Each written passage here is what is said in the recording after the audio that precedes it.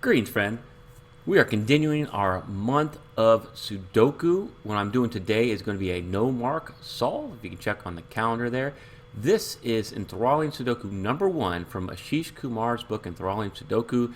Ashish gave me a copy of the book for doing a collab with him. Thank you so much. I really enjoyed it. I've actually went past the classic Sudokus. I'm also looking at some of the variants. Very exciting. But what I want to do is pull this one out and show you how to solve a Sudoku without marks. This is number 1 in the book. I'll put a link, more information about how you can get the book in the comments below. And what I love about this puzzle is just the way the shape is. Like, this is a shape like a number 5. That's kind of cool. And this is like 1, 2, 3, 4, 5, 6, 7, 8, 9 all in a row. I love that. But we're not going to use any marks to solve it. Something else that Ashish does in the book is he had a world champion Sudoku solver, Kota Morinishi, solve these puzzles, and he put Kota's time in there. Now, I don't know if it's demoralizing or if it's something, that's going to be motivating for you to get better at it, but Kota's time in solving this particular puzzle was 1 minute and 9 seconds. That is lightning fast. I will not be solving it in 1 minute and 9 seconds. But I will show you how to get through this puzzle and how to take advantage of the shape in order to solve it. And with that, it's solving time. So what you can notice is, I'm just going to start with the ones. You got a 1 that comes across column 9, and then also this one comes up, column 1, row 9. So column 1, and you have row 4, so there's only one place for 1 right there. And because there's now 1s in rows 4 and 5, that has to be a 1. And now you have the 1s here in columns 4 and 5, and row 9, that has to be a 1 as well. Now rows 7 and 9, that has to be a 1. And when you're doing something like that, you kind of see, now we have columns 1 and 3, so this has to be a 1, and we're going to be able to finish out the 1s, right? When you see something like that, that's the intent of the solver. I mean, when Ashish made this puzzle, he wanted you to kind of be able to find that. So now let's work with the 2s. 2s coming across row 4 and column 4. There's only one place left for 2 in the middle. And now you have columns 4 and 5, 2. So this allows for a lot of cross-hatching. Row 9 here, column 7, only one place left for 2 here in block 9. So there, we're able to solve those 2s. Can't solve the 2s right there just yet. So let's look at the 3s. The 3s, what do we have? 3s are going to be on the outside. Can't solve for the 3s. And here, there's 2 spots for a 3, 2 spots for a 3. And there's only one place for a 3 up here in block 3. Okay. So we can solve that for a 3. Let's look at the 4s. You'll notice this 4 cuts right across row 5, so there's 2 places for 4. So 4 has to be locked in. Column 9 right there. I don't see anything else for the 4s. Move on to the 5s. And what's nice about the 5s here is you see this 5 comes up column 8, and then you have this 5 coming across row 3. So there's only one place left for a 5 right there in block 3. And then what's nice here is this 5 comes across row 7. This 5 comes across column 2. So there's 2 spots left for a 5 here in block 7. And these 2 5s are a pointing pair. So a 5 can't be right there. So, a 5 has to be in one of these 2 spots right there. We'll keep that in mind. What else do we see here? Let's go to the 6s. So only one place left for a 6 here in block 5. And then only one place left for 6 up here in block 1. You see row 1, column 9. 2 places for a 6 there. But you'll notice here as the 6 comes down into block 8, 6 can't be here. So 6 has to be in one of these 2 spots. So you can use that as a pointing pair, and then we can solve this for a 6. And there's only one place left for a 6 here in block 9. And then now we can solve for the 6 right there. Excuse me, my throat's a little scratchy today. Apologize if it affects your ability to understand what I'm saying. Okay, 7s, you have 2 7s in row 4 and 5, one place left for a 7 there in block 6. And let's look at the 8s. We have an 8 and an 8, only one place left for an 8 in block 6. And then quick scan also of the 8s.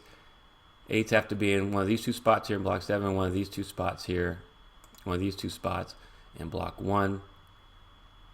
So we can't solve any more of the 8s. And then you move on to the 9s. And we'll see that there's not much we can, well, Yeah, not much we can do with the 9s at this time. No big deal. So let's come back here and let's look, what's there left to solve? Let's look across row 6. We have a 2 and a 4, right? And so there's a 2 right here. So now we're doing hidden singles, or excuse me, naked singles. So that's a 4 and that's a 2. And so you'll kind of notice as you're going through the puzzle, first we'll crosshatch.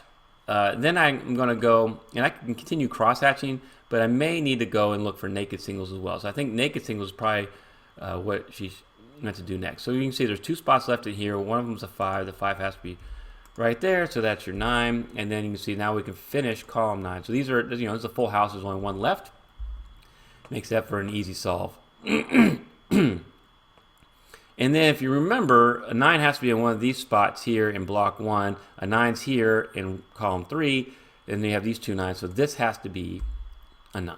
And then what's left in here, a 2 and a 3. You can see the 3 there in row 8. So that's your 2, that's your 3. And it's just kind of, the puzzle just starts to kind of fall apart. You see the 3s there. And I would say fall apart more than, you'll just notice that it kind of lends itself to where to look for the next digit. And so for a really easy Sudoku, it's one of those Sudokus where it just, they call it telegraphing, where it shows you, okay, here's the next spot to look at. Here's the next spot to look at. And you can just continue solving as you move along. I believe we've solved almost all the 3s. We need to get this 3 right there. So what's left in here? We got a 4 and a 5. We can't solve those just yet. But let's look over here. What do we need? We need a 4 and a 7. Can't solve either one of those, but that tells us that what's left here is a 9. And now, what are these 3 candidates remaining? 2, 4, and a 7. You see the 2 and the 4 in row 2, so that's your 7. And we can't solve the 2 and the 4, but if we keep along this row 2, you need a 5 and a 9. And so you have a 5 right there, so that's your 9. And here's your 5. And you see how it just kind of keeps flowing. So you have a 5, a 5. Can't solve yet for the 5. What else is left here in column 4? 4, 5, and an 8, right? So that's a 4 and 8. That's a 4 or a 5. Okay, can't solve that yet. Let's move on to another spot. Again, excuse me for my voice.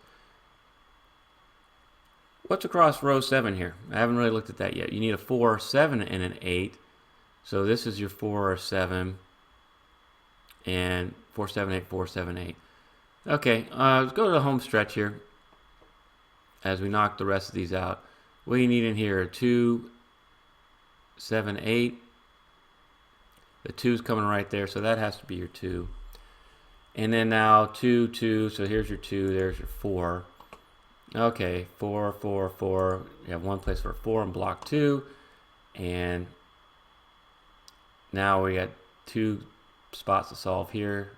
There's only 1 spot to solve there, so that's your 7. Here's your 8, here's your 7. And I love how it just starts falling apart there as we're solving. Okay, what are the 2 spots left in here, right? We need a 4 and 5. There's your 5. Here's your 4 because I saw that 5 right there. 1 spot left here in block 4, which is going to be your 4.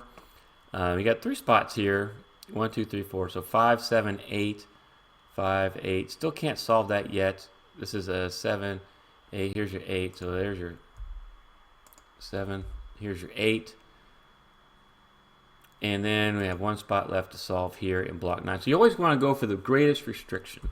Where's the greatest restriction? Because that's where I'll solve first. So now the 4 here, 4 coming down, column 5, means that has to be a 4.